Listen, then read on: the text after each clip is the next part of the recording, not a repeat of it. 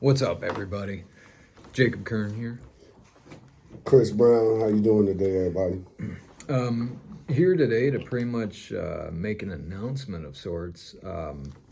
We have finally started up a YouTube channel. It's called Not Addicted, where we're planning on posting videos like this between me and CB here. We'll post videos like this, have the regular Not Addicted page for essentially lessons and teaching, and then we're going to have another one called Situations, where pretty much will be kind of an interview platform of sorts. I was going to say, you've already done a video for that and uploaded. Pretty much. Yeah. Pretty much we did too. So actually the first one that we did is also under Situations. Okay. But I can always bring that over also and put it on Not Addicted page also. Yeah, good. So no problem. Yep. So we're adding that to this, and it will be uploaded to the Facebook page for Not Addicted and also the YouTube channel. So for anyone watching, want to spread the word, get this out there. That's how we do it, and that's how you're going to have to do it. Hit the like and subscribe and all that. But expect hopefully some weekly updates to all that. As of right now, me and CB get together for this every other week. But in between all that, I imagine we'll have some stuff independently posting stuff to it. So Right. But yeah, just keeping everyone informed. That's the plan going forward. Try to cover as many topics as we can. Hopefully these can be like continuing lessons of sorts. I don't think there'll ever be a time where I say, okay, talked about everything I could. And so that's the plan. And then sometime in the future, I'm hoping to start up kind of independent meetings as well. Sound good. Kind of like how NA and AA do it. I think it would be a beneficial thing to have a weekly kind of meeting to go with this stuff. But overall, like I said, that's kind of the plan going forward here. And yeah, we're going to be working on it. As for today, though, pretty much wanted to give you that update. I guess in the meantime, though, CB, how's your week been? Man, my week been great. Interacting with everybody. From the well, the well keep me busy over there. So, but other than that, I enjoyed this week. Great conversations and interaction with clients and residents and, just people in general. I just like just conversation, and helping those progress as they move forward in recovery. Okay. So the well, if people don't know, what is the well?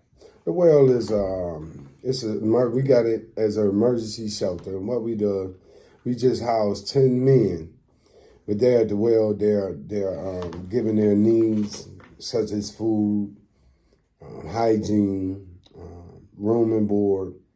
And the requirements to be there at the well are they're required to attend 5 meetings a week. And we do allow church to count for 1 meeting.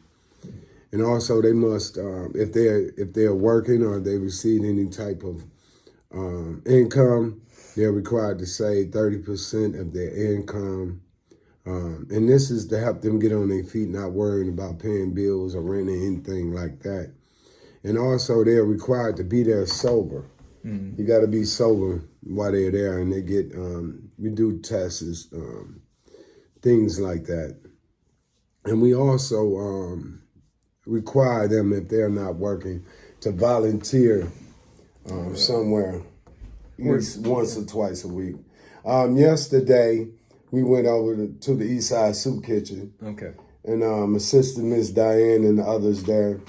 And with the, I believe it was the lunch, the lunch trays. Okay. And I even volunteered from 8 to 10. And then I had to leave there because I had a group to go to. But yeah, it was a beautiful thing. Maybe sometime you ain't doing something. One morning from 30 minutes to an hour, we go over there and interact of that because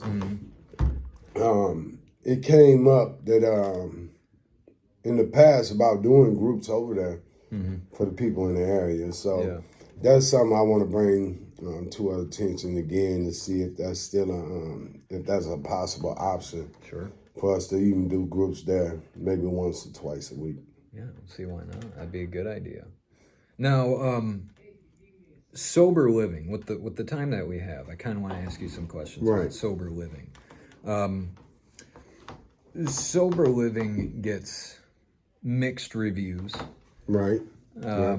Some people say it's, they're like, pardon the expression, but some people say they're more like discount crack houses. In a way, you hear a lot of the horror stories that happen in them, right. And I don't feel like there's enough focus on the good aspects of it. So, from your own personal perspective, having been at the well, how long have you been at the well? Well, we opened the well back in I believe it was June 19 last year, 2023. That was on a Monday that we opened it. And see, we've been open ever since. And see, I will agree that there are some transitional homes or sober living homes that if they are not ran right and structured right, that it can be a disaster. Yeah. You know, so I'm not going to name any names or anything concerning that issue, but I will say this, that the well is built on structure, stability, and we require guys, like, one of the things I do over there at the well is that if there's a conflict, either with the staff or even a resident, you know, what we do is I bring everyone together and I let both parties speak with one person listening, and then we come up with a solution.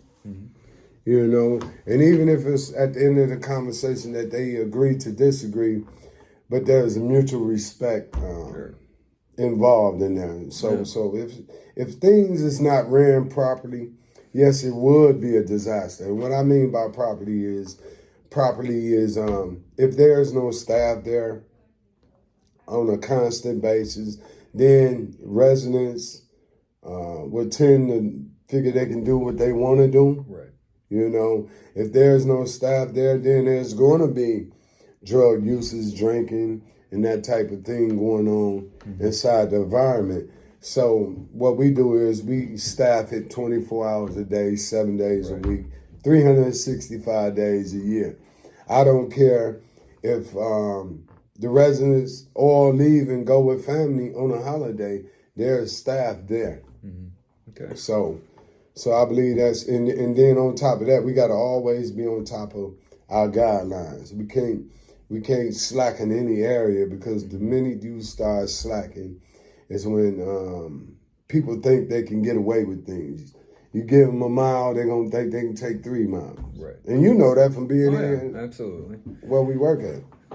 So you said an interesting thing there, Right. where you said if it's not staffed all the time, Right. then that means that the residents are gonna cause some chaos, so to speak. Exactly. So I guess for me that's rather telling in a way that and it's it brings up the questions for me when it comes to like sober living.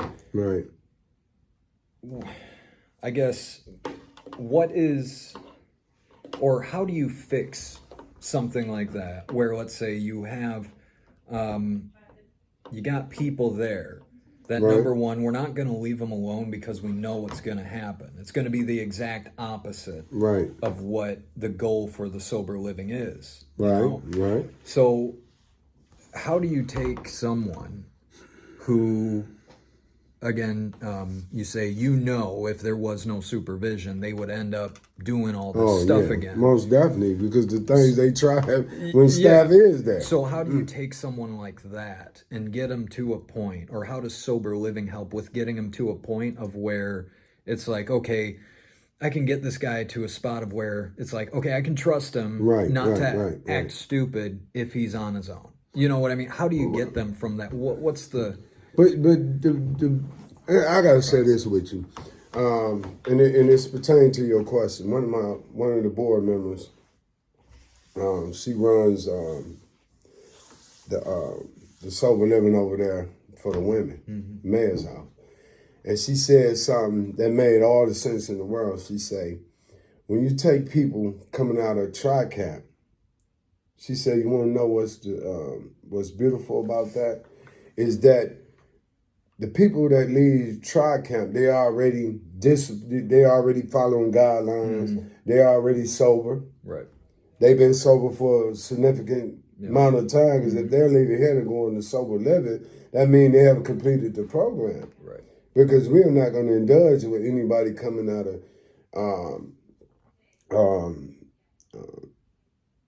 any recovery or treatment facility like this if they didn't complete the program. Right. Now, they're over there at the well, we take people off the street also.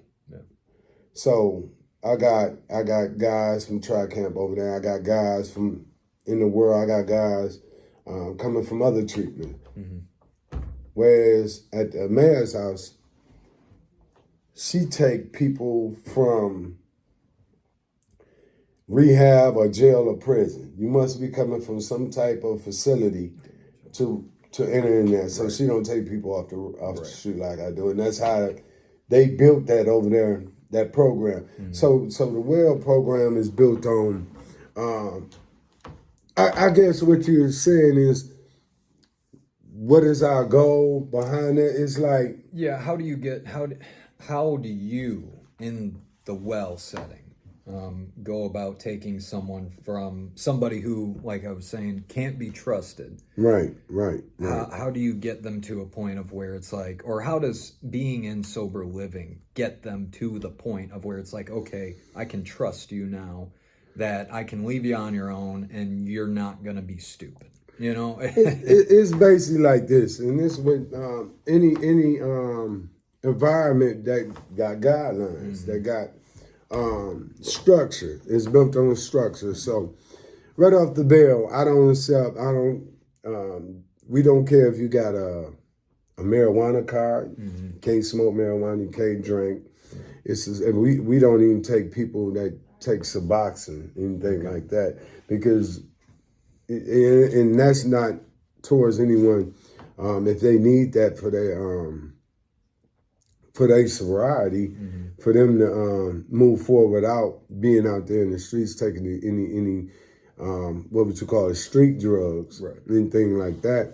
But I've worked in places where a person gets Suboxone, these things can become a problem, can become a headache.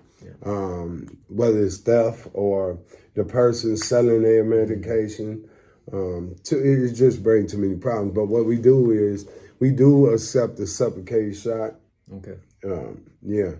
And but the whole thing about how do a person develop this, you're gonna either do one thing, just like when we here. A person will either go along with the program.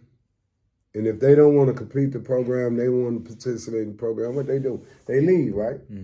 Same way over there. Same way. If the remaining sober in the drug testing, the meetings, volunteering or going to your job place of appointment, and even coming back on at curfew at a certain time, if these things are going to be a problem, then this might not be the place for you. Right. It's a nice way to tell someone that this is not working out for you. Right. You see what I'm saying? Gotcha. Instead of just say, hey, get out of here. This might not be the place for you and what you're looking for. Because here, this is what we require. There's no options. This is what we expect. and either you go along with what we expect, or you're gonna have to find somewhere else that can accommodate what you want. Right. Well, that's good. So they, like you say, it's like here where there's still the option that they could leave. Yeah. You know, and it's the same over there pretty much. If they Pretty don't much. like it, You can go. you can go. Yeah. Okay. I mean, so ultimately, would you say that is it really about the time that they're in there, the amount of time that they're in there that makes the biggest difference, or is it for example the structure that is offered, or the programming, or what's Right. what do you think? I would say it ain't about the length of time they there, because if they're doing the program or working the program, is doing everything they supposed to do, and they're making their meetings, they're staying sober, they're obtaining a job if they already get income from whether it's Social Security, so forth, and they're doing everything they're supposed to do. Then we're going to help them push to get where they need to be at. And we already got successes that came up out of there. And you know, even success from people that left Tri-Camp and got their own place and working, so forth. So that show you that even after being in treatment or probation or residential care, that they can continue moving forward with the right resources and the right, what would you call that? What would you call us? The right Resources, tools, Tools. mindset, mentality, Yeah. stuff like that. Yeah. to help them get to the next level. Right. So All right. Well, good deal. Well, that's pretty much all the time that I have. yeah, So yeah, this is pretty much going to be the format. We're going to have more videos out. Yeah. Again, hopefully every week, and we'll keep bringing, you know, just in general, good discussions, good lessons, good Yeah. talks with other fellow recovering addicts too. So and we can even bring scenarios. yeah, you know, scenarios, You situations. know, how would we deal with this situation? Yeah. If anybody's watching, and let's say you have scenarios that would like to be addressed, you can put them down in the comment section of this video, or Yes. or you can send it to even the Not Addicted page over Facebook, and we'll set a time to answer some of these scenario situations if Yes. you just have questions about. From a not addicted standpoint, or from a CB standpoint, you know, Right. how would you deal with something that's going on? So, yeah, so we'll keep bringing stuff. We'll keep uploading videos and other Yes. content. So stay tuned. Make sure you check us out. Like, subscribe, do it all. You know? Yes. So Until next time, until next time, in a minute. see you.